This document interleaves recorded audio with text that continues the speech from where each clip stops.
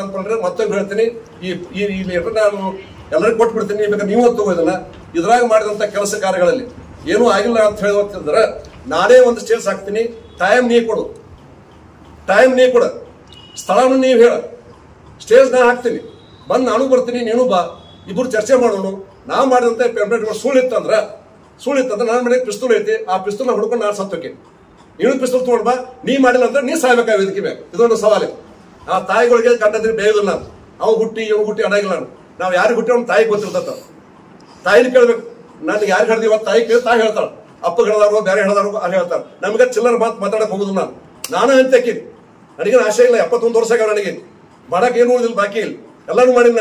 ಅದು ನಿನಗೆ ಆಸೆ ಇತ್ತಂದ್ರ ಇನ್ ತಗೊಂಬ, ನೀ ಹೇಳಿದ ಡೇಟಿಗೆ ಒಂದು ಸ್ಟೇಜ್ ಹಾಕೋನು, ಅಲ್ಲಿ ಸವಾಲ್ ಹಾಕೋನು, ಬರ್ಲಿ ದಾಖಲೆ ಸಿಗ ದಾಣು ಬರ್ತೀನಿ, ನೀನು ತಗೊಂಡ್ ಬಾ, ಇನ್ನ ಕೊಡ್ತೀನಿ. ಇದ್ರ ದಾಖಲೆ ಏನದು ಇದು ಇದಾಗ ಏನ್ರ ನಿನ್ನ ಪಾತ್ರ ಇತ್ತಂದ್ರ ಐತ ಸಿದ್ಧ ಮಾಡಿದೆ ಅಂದ್ರೆ ಅವತ್ತ ಹಂಗ ಮನೆಗೆ ಹೋಗುದು, ಜೀವಂತ ಹೋಗುದಿಲ್ಲ ಮನೆಗೆ.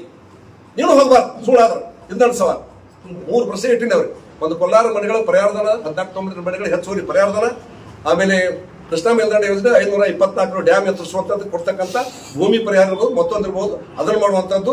ಒಂದು ಕೊಲ್ಲಾರ ಪುನರ್ಸ್ಥಿತಿ ಅದಕ್ಕೆ ಒಂದು ದೂರಕ್ಕೆ ಮಿನಿಮಮ್ 1 ಎಕರೆ ಜಮೀನು ಹೊಸದಾಗಿ ತಗೊಂಡು ಅದಕ್ಕೆ ಡೆವಲಪ್ಮೆಂಟ್ ಕೊಡಬೇಕು ಅಂತ 3 ಪ್ರಶ್ನೆ ಇಟ್ಟಿನಿ.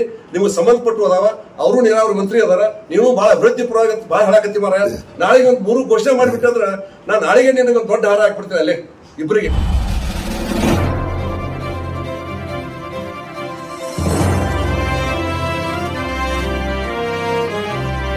नमस्कार, मैं हूं शिवानी और आप देख रहे हैं बीजापुर एक्सप्रेस। चलते हैं खबरों की ओर।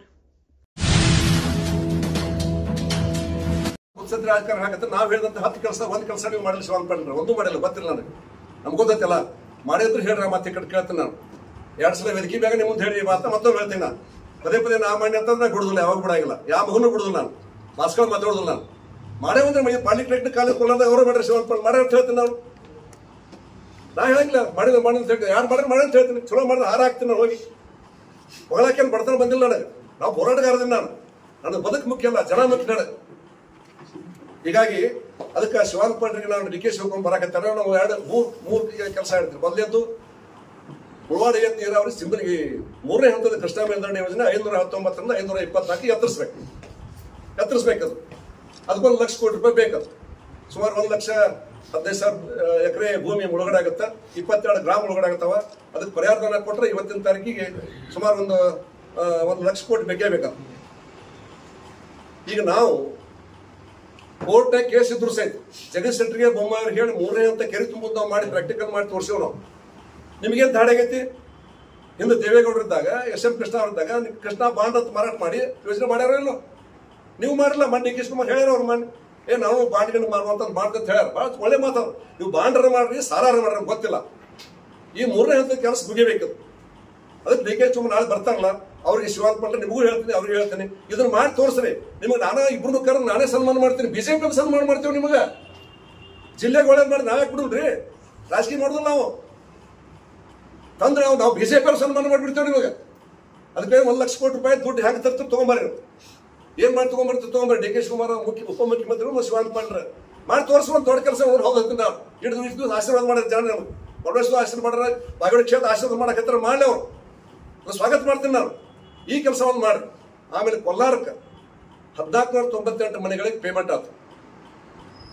ಬಾಗೇವಾಡಿ ತಾಲೂಕಿನ ಕೊಲ್ಲಾರ, ಬಿಳಿಗಿ ತಾಲೂಕಿನ ಟಕ್ಕಳಿಕೆ 2 ಗ್ರಾಮಗಳಿಗೆ 3 ಕಂಡೀಷನ್ ಹಾಕಿ ಪೇಮೆಂಟ್ ಮಾಡಿದ್ರು ಮನೆಗಳ ಪರಿಹಾರಧನ. ಅವಾಗಿನ ಸರ್ಕಾರ ಯಾಕೋ ಹಾಕಿದ್ರು, ಕಂಡೀಷನ್ ಹಾಕಿದ್ರು. ಅವಾಗ ಹೆಗಡೆ ಅವರು ಪರಿಹಾರಧನ ಕೊಡಕ್ಕಾದ್ರು, ದೇವೇಗೌಡರು ಅವ್ರು ಸ್ವಲ್ಪ ತಕರಾರು ಮಾಡಿದ್ರು ಅವಾಗಿನ ರಾಜಕೀಯ.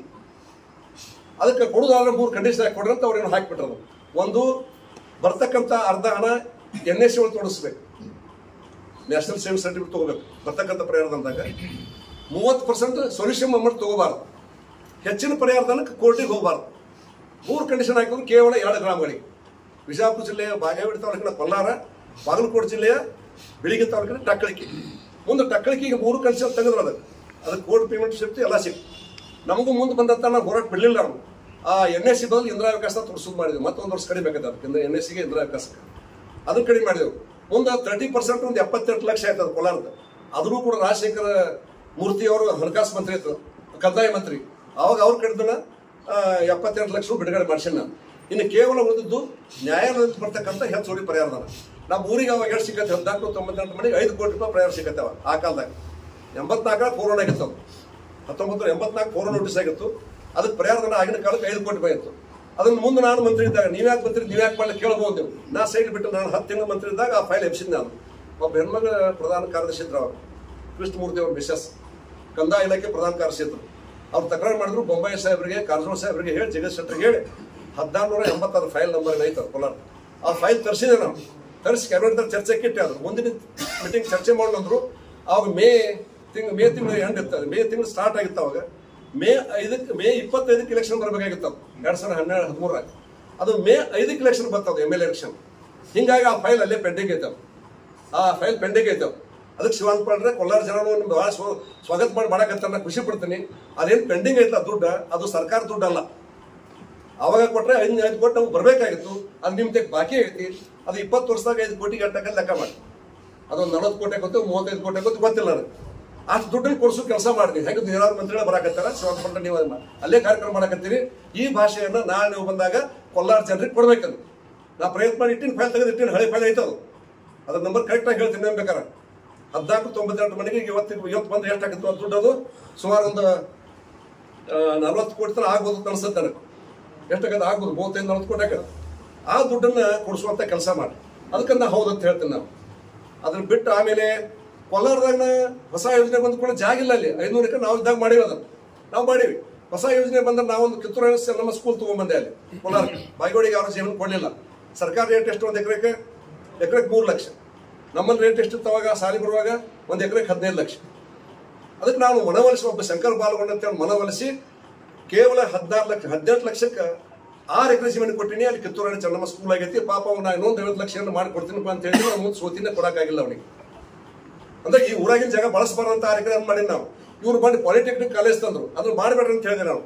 ಪಾಲಿಟೆಕ್ನಿಕ್ ಕಾಲೇಜ್ದಾಗ ಕೇವಲ ಕೋಲಾರ ಹುಡುಗರು ಕಲಿಯಂಗಿಲ್ಲ. ಅಲ್ಲಿ ಮೆರಿಟ್ ಬಂದು ಕಲಿತಾರ. ಅಲ್ಲಿ ಕಿತ್ತೂರಾಣಿ ಹಂಗೆ, ಮುರಾರ್ಜುನ ಹಂಗೆ, ಇವೆಲ್ಲ ಸ್ಕೂಲ್ನಾಗ ಕೋಲಾರದ 10-20 ಹುಡುಗರು ಇರಾಗಿಲ್ಲ. ಅಲ್ಲಿ ಕೋಲಾರ ಕಿಟ್ಟಂತ ಯಾಕೆ ಜಾಗ ಬಳಸ್ತೀನಿ ನೀವು ಪ್ರವಾಸಿ ಕೇಂದ್ರದಾಗ?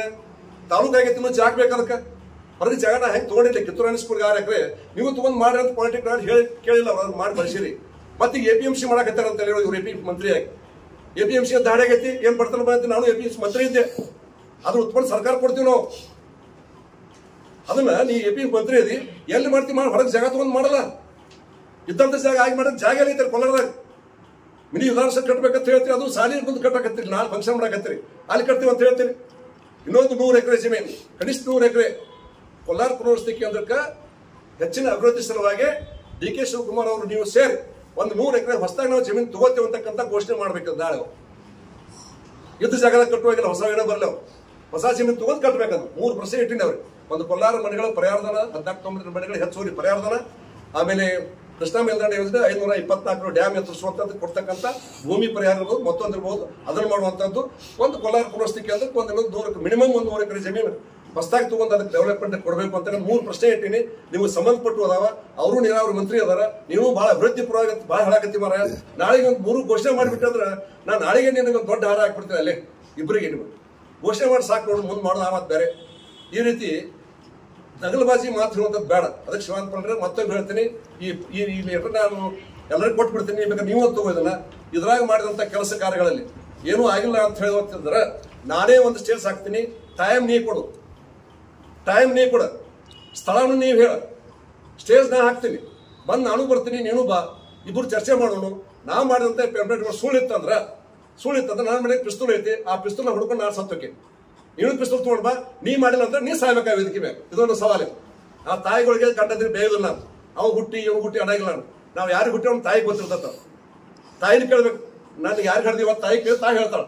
ಅಪ್ಪ ಹೇಳ್ದಾರು ಬೇರೆ ಹೇಳ್ದಾರು ಅಲ್ಲಿ ಹೇಳ್ತಾರೆ. ನಮಗೆ ಚಿಲ್ಲರ ಮಾತಾಡಕ್ ಹೋಗುದು ನಾನು ಅಂತಕ್ಕೀನಿ. ನನಗೇನು ಆಸೆ ಇಲ್ಲ. 71 ವರ್ಷ ಆಗ ನನಗೆ ಮಾಡಕ್ ಏನು ಉಳಿದಿಲ್ಲ, ಬಾಕಿ ಇಲ್ಲ. ಎಲ್ಲಾನು ಮಾಡಿನ ನಾಯಿ. ಅದು ನಿನಗೆ ಆಸೆ ಇತ್ತಂದ್ರ ಇದನ್ನು ತಗೊಂಬ. ನೀ ಹೇಳಿದ ಡೇಟಿಗೆ ಒಂದು ಸ್ಟೇಜ್ ಹಾಕೋನು, ಅಲ್ಲಿ ಸವಾಲ್ ಹಾಕೋನು, ಬರ್ಲಿ ದಾಖಲೆ ಸಿಗ ದಾವಣ ಬರ್ತೀನಿ. ನೀನು ತಗೊಂಡ್ ಬಾ. ಇದಾಗ ಕೊಡ್ತೀನಿ. ಇದ್ರ ದಾಖಲೆ ಏನದು ಇದಾಗ ಏನ್ರ ನಿನ್ನ ಪಾತ್ರ ಇತ್ತಂದ್ರ ಐತ ಸಿದ್ಧ ಮಾಡಿದೆ ಅಂದ್ರೆ ಅವತ್ತ ಹಂಗ ಮನೆಗೆ ಹೋಗುದು, ಜೀವಂತ ಹೋಗುದಿಲ್ಲ ಮನೆಗೆ. ನೀನು ಹೋಗ್ಬಾರ್ದು ಸುಳ್ಳಾದ್ರ. ಇದು ನನ್ನ ಸವಾಲ್. ಮಾತು